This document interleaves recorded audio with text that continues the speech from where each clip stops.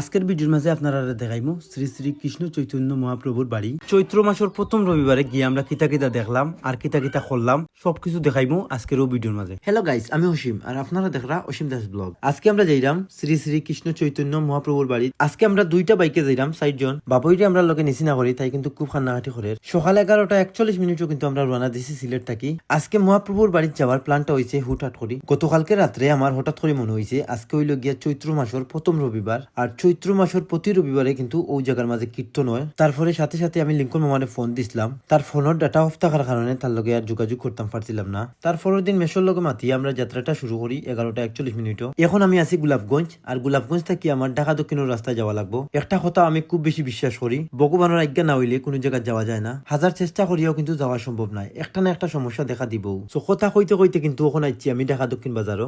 আসলে পার্কিং এর খুবই একটা সমস্যা, বুঝছেন? 400 টাকা দিয়ে পার্কিং করতে হয়। বলেন ভাই, কিটা খবর? ভালো আছেন? এই তো।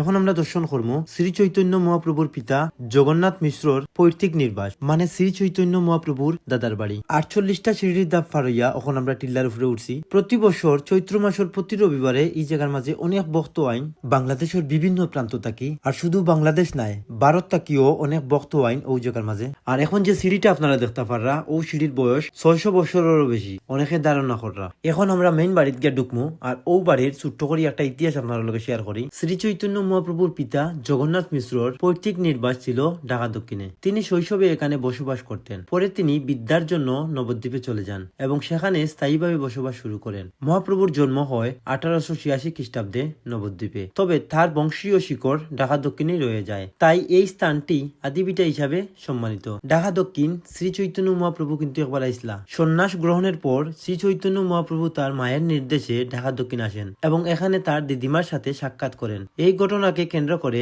আজও এখানে ভক্তদের মধ্যে বিশেষ ভক্তি ও আবেগ বিদ্যমান। এই আগমনের স্মৃতিতে প্রতি বছর চৈত্র মাসে উৎসব ও মেলার আয়োজন করা হয়, সেখানে দূর দূরান্ত থেকে ভক্তরা আসেন। অষ্টাদশ শতকের মধ্যভাগে এখানে একটি মন্দির নির্মাণ করা হয় এবং ধীরে ধীরে এটি বৈষ্ণবদের অন্যতম তীর্থস্থানে পরিণত হয়। বর্তমানে এখানে মহাপ্রভুর স্মৃতিচিহ্ন, আখড়া ও পূজার ব্যবস্থা রয়েছে। ঢাকা দক্ষিণকে অনেক ভক্ত মহাপ্রভুর আদিবাড়ি বা গৌরাঙ্গ মহাপ্রভুর ধাম বলে অভিহিত করেন। বিশ্বাস করা হয় এই স্থানে দর্শন করলে ভক্তরা বিশেষ আধ্যাত্মিক শান্তি ও আশীর্বাদ লাভ করেন। চৈত্র মাসের প্রথম রবিবার থাকায় ওই জায়গার মাঝে প্রচুর ভক্ত সমাগম হয়েছে। মন্দিরের মেইন গেট থেকে বাম দিকে অনেক সুন্দর একটা সিঁড়ি দেখা যায়। আমরা ভাবছিলাম এটা মন্দিরের কোনো সিঁড়ি হইব, কিন্তু এই জায়গাতে আওয়ার পরে দেখি এটা একটা বাড়ির সিঁড়ি। কিন্তু ও বাড়িতে অনেক সুন্দর একটা দুর্গা মন্দির আছে। তারপরে মেলার মাঝে আমরা হালকা পাতলা খাওয়া দাওয়া করলাম। চৈত্র মাসের প্রতি রবিবারে কিন্তু অনেক বড় একটা মেলাও বয় ওই জায়গার মাঝে।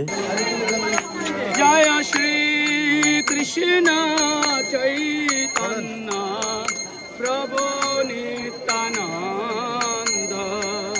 শ্রী অদ্বৈত গদাধর শ্রীবাসাদি গৌরা ভক্তবৃন্দ।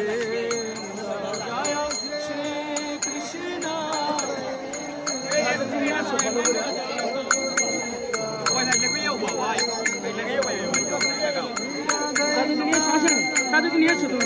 আজকের ব্লগের মাধ্যমে যদি কোনো ভুল ত্রুটি করিয়া থাকি ক্ষমা সুন্দর দৃষ্টিতে দেখবা। পরবর্তী ব্লগটা কোন মন্দিরে গিয়ে বানাইতাম কমেন্টস করতে কিন্তু ভুলবা না।